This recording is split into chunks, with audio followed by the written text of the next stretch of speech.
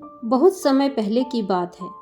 एक नगर में एक धनी सेठ रहता था जो बहुत दयालु था। इतना बड़ा व्यापार और बहुत सारा धन होने के बावजूद वह एक भोला और दान करने वाला इंसान था।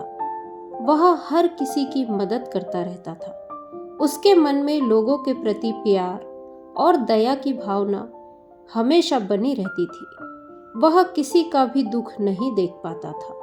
उसके इतने दयालु और भोलेपन की वजह से उसके आसपास के लोग उसकी इसी बात को उसकी कमजोरी समझकर उसका फायदा उठाते थे। कुछ लोग उस सेठ के सामने झूठ मूठ का रोना रोकर उससे पैसे उधार ले जाते थे। सेठ अमीर तो था ही और ऊपर से दयालु भी।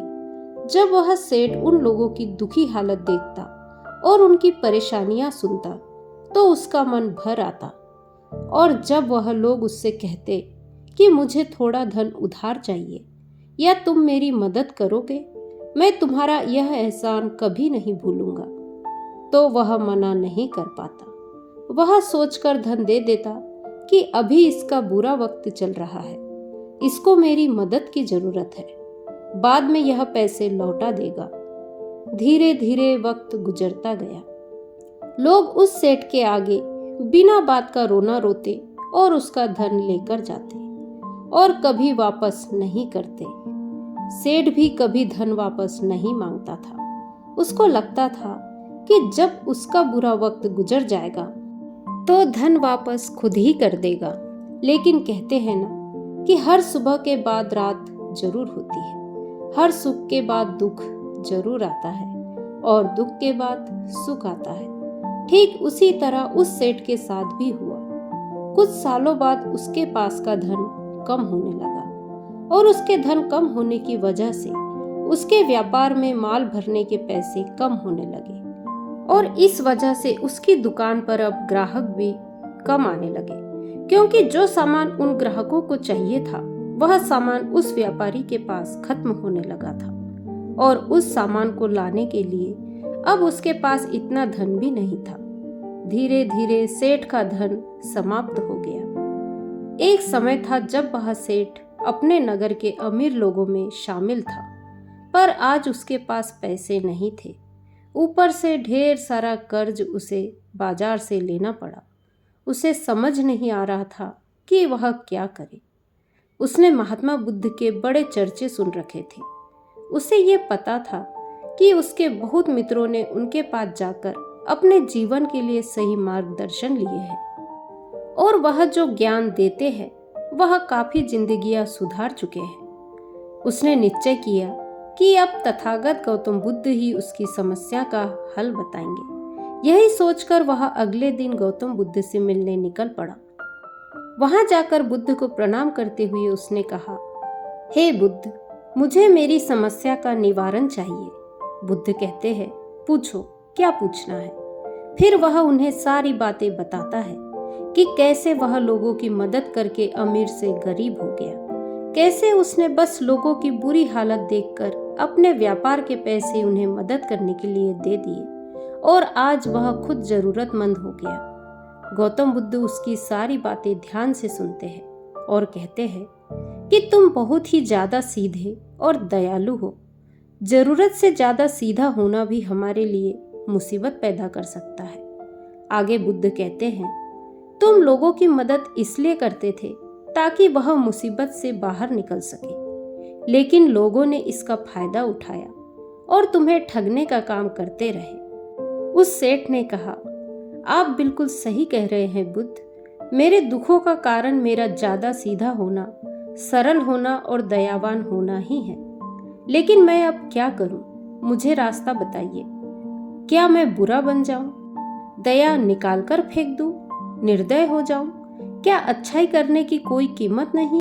क्या मदद करने से या किसी का भला करने से बस यही परिणाम मिलता है? बुद्ध कहते हैं, नहीं, तुम्हें यह सब नहीं करना है। कई बार तुमने देखा होगा कि जो व्यक्ति ज्यादा अच्छा होता है उसे उतना ही ज्यादा दुख मिलता है। हमें बस ये सीखना है कि कभी कभी हमें भी अपनी बात रखने का अधिकार है और हमें अपने अधिकारों की रक्षा करनी चाहिए। इसलिए हमें अच्छे इंसान बने रहने के साथ साथ अपने अधिकारों की रक्षा करना भी सीखना होगा। अगर हमें गलत तरीके से नुकसान हो रहा है, कोई हमारा गलत फायदा उठा रहा है, तो हमें उसका सामना करने के लिए सही तरीके से खड़े होना जरूरी है। यही एक सच्चे और अच्छे इंसान की पहचान है, उसकी खासियत है। वह व्यक्ति कहता है, बुद्ध, मुझे थोड़ा थोड़ा समझ आ रहा है, लेकिन अभी भी मैं पूरी तरह नहीं समझा। इस पर बुद्ध कहते हैं, चलो मैं तुम्हें एक कहानी सुनाता हूँ, उसके बाद तुम्हें समझ आ जाएगा कि तुम्हें क्या करना है और क्या नहीं करना है। बहुत समय पहले की बात है। एक जंगल में एक भेड़ रहती थी। उस भेड़ ने एक मेमने को जन्म दिया था। वह मेमना बहुत ही सुंदर था। उसके शरीर पर बहुत ही चमकदार घने बाल थे। वह बहुत ही सुंदर लगता था। भेड़ भी उससे बहुत प्रेम करती थी। उसका बहुत अच्छे से देखभाल भी करती थी। भेड़ अपने बेटे को अच्छी अच्छी बातें सिखाती, उसे अच्छे संस्कार देती। उस भेड़ की इच्छा थी कि उसका बेटा बड़ा होकर खूब नाम रोशन करे, लेकिन भेड़ के ज्यादा लाड़ प्यार के कारण मेमना बिगड़ता जा रहा था। उसकी माँ उसे अच्छी शिक्षा देती थी, उसे अच्छे से रखती थी, दिन रात उसका पूरा ख्याल रखती थी। लेकिन मेमना दिन प्रतिदिन शैतान और जिद्दी होता चला गया। वह अपनी माँ की किसी भी बात को ध्यान से नहीं सुनता और ना ही किसी बात पर ध्यान देता। उसे हर पल ऐसा ही लगता कि मेरी माँ मेरा इतना ख्याल रखती है, और इसी कारण वह खुद की जिम्मेदारी नहीं लेता था। वह सोचकर कि उसकी माँ उसे किसी भी संकट से निकाल लेगी। वह धीरे धीरे गैर जिम्मेदार होता जा रहा था, और अब उस भेड़ का लाड़ और प्यार उसी के मेमने के अच्छे और जिम्मेदार बनने में रुकावट बन गई थी। फिर एक दिन वह मेमना घूमता घूमता पास के जंगल में जा पहुंचा। वह मेमना पहली बार जंगल में गया था। उससे पहले वह जंगल में कभी नहीं गया था। वह जंगल की सुंदरता देखकर चकित रह गया। उसने कभी इतनी सुंदर चीज नहीं देखी थी। इतने सुंदर पौधे, रंग बिरंगे फूलों को देखकर बहुत ही उसे खुशी हुई। उसे यह सब देखकर बहुत अच्छा लगा। फिर उसने झाड़ियों के कुछ पत्तियां खाई। जैसे ही उसने पेट भरने के लिए पेड़ों की पत्तियां खाई, उसको वह पत्तियां बहुत ही स्वादिष्ट लगी। अब तो वह मेमना रोज जंगल में जाने लगा और वहां जाकर पेड़ पौधों को नुकसान पहुंचाने लगा। उसने उनकी पत्तियां तोड़ी, उनके फूलों को नोचा, फूलों को खाया और कुछ को तोड़कर जमीन पर फेंक दिया। उस मेमने को इस बात की बिल्कुल भी परवाह नहीं थी कि वह क्या कर रहा है। उसको इस बात का पता ही नहीं था कि जंगल में कोई खतरा भी है। वह तो मस्त मौला होकर जंगल में उछल कूद कर रहा था और पौधों को बहुत ज्यादा नुकसान पहुंचा रहा था।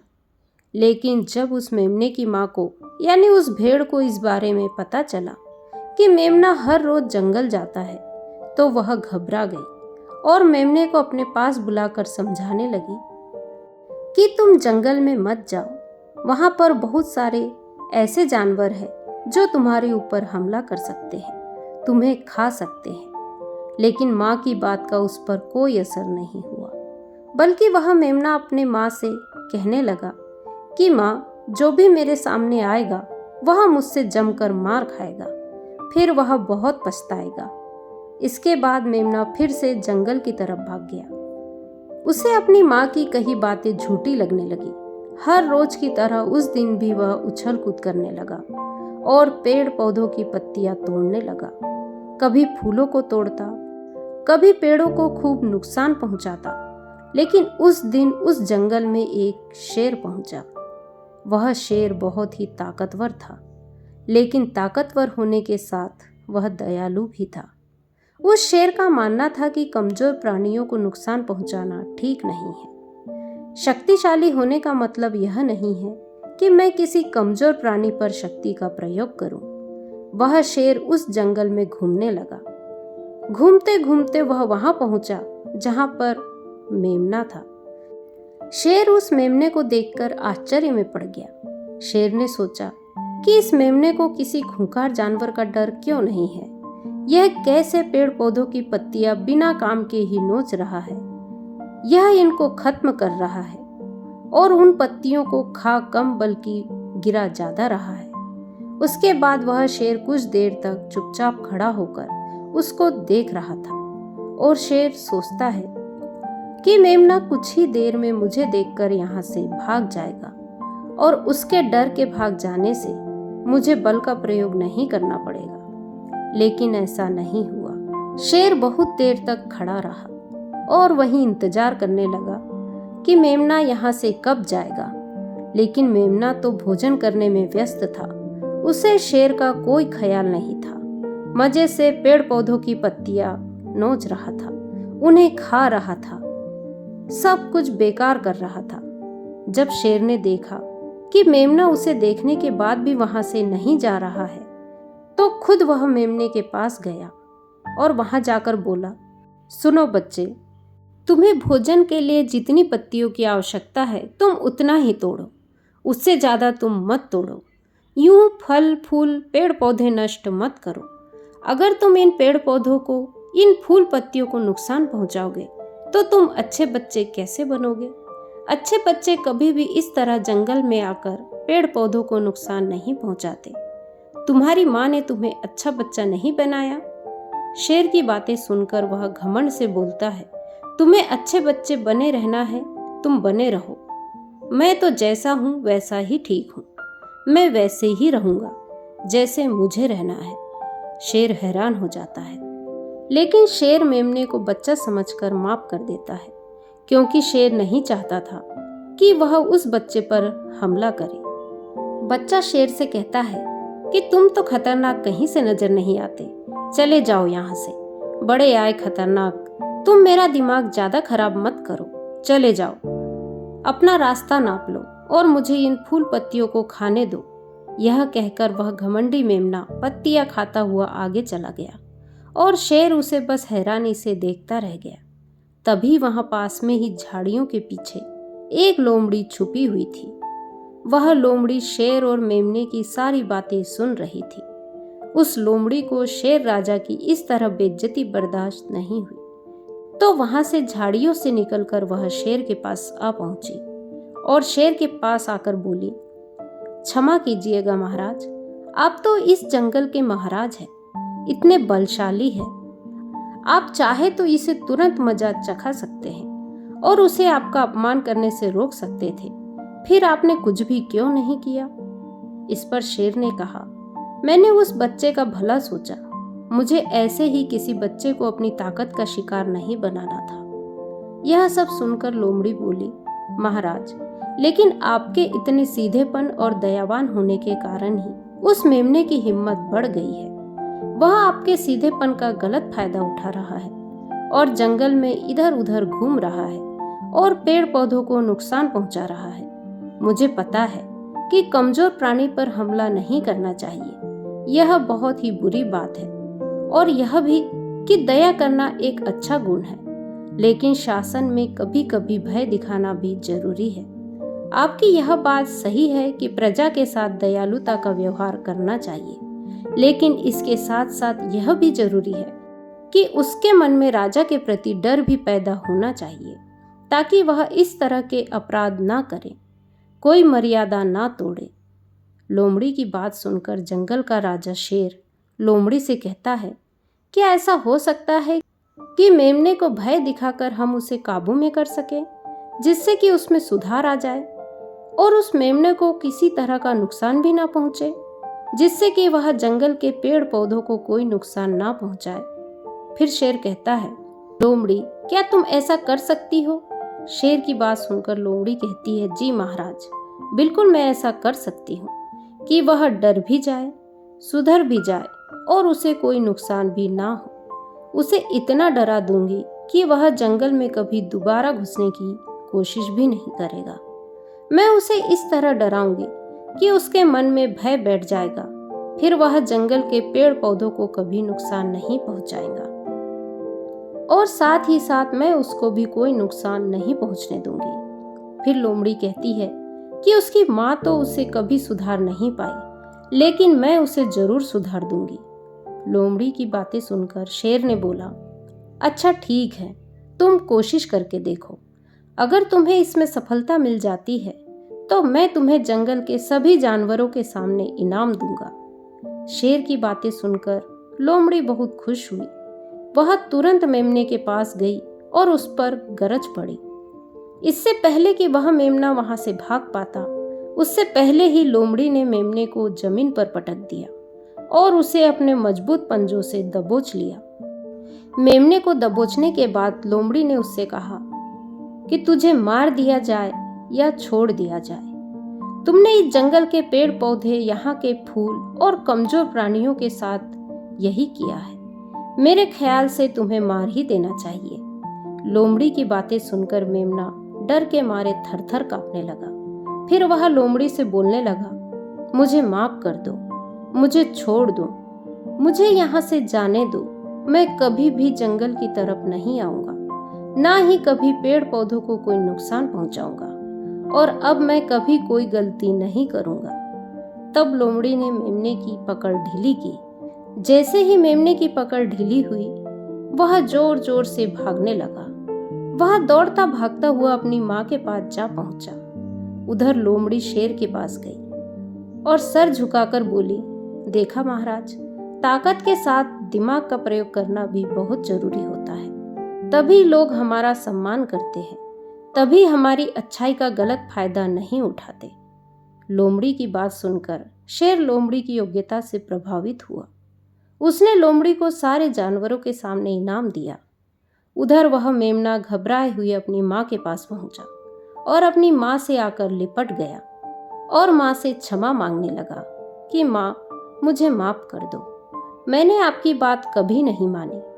आप मुझे हमेशा सही कहती थी कि जंगल में बहुत खतरनाक जानवर रहते हैं। आज के बाद मैं कभी भी उस जंगल में नहीं जाऊंगा। फिर बुद्ध उस व्यापारी से कहते हैं, देखा बेटा, इतने अच्छे मत बनो कि लोग तुम्हें खा जाए, और ना ही इतने कड़वे बनो कि लोग तुम्हें खाए ही नहीं। जरूरत से ज्यादा अच्छा इंसान बनना तुम्हें दुख देगा।